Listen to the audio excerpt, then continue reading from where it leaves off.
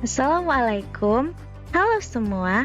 Perkenalkan, kami dari kelompok SMA Negeri 5 Pontianak yang beranggotakan Nurul Andarwati Ningrum dan Urai Rina.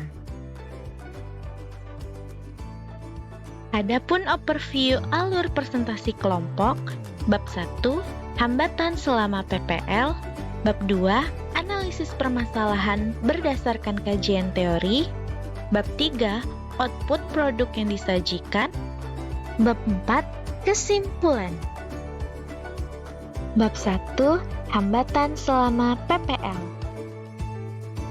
Kami telah melakukan praktik mengajar terbimbing di SMA Negeri 5 Pontianak. Selain itu, kami juga melakukan refleksi serta evaluasi yang diberikan oleh guru pamong.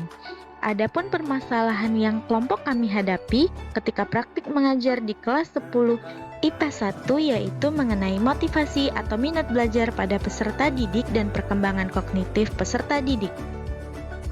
Bab 2, analisis masalah berdasarkan kajian teori.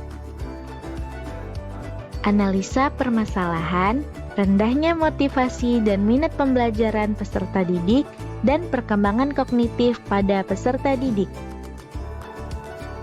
Rendahnya motivasi dan minat belajar biologi di kelas. Motivasi menjadi dasar bagi siswa untuk dapat memperoleh hasil belajar yang maksimal, di mana hasil belajar selanjutnya akan digunakan sebagai dasar penentuan pencapaian kompetensi yang diharapkan. Nilai yang diperoleh dari hasil belajar juga menentukan ketuntasan belajar siswa yang berpengaruh pada naik tidaknya siswa ke jenjang berikutnya.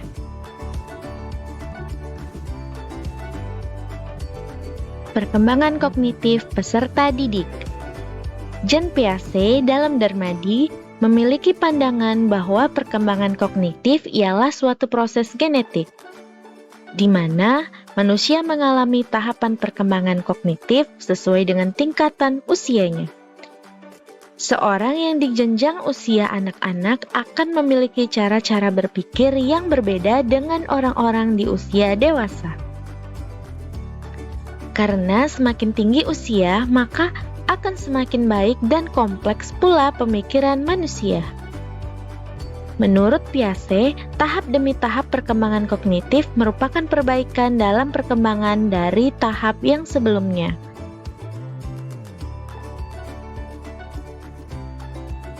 Bab 3, output produk yang disajikan.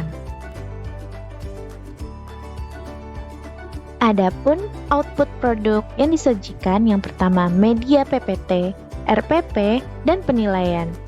Isi RPP, modal pembelajaran DL, kegiatan awal, inti, akhir, pembuatan poster dan presentasi poster.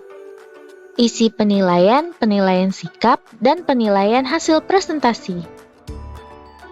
Lembar profiling peserta didik, pretest, dan posttest. Kesimpulan.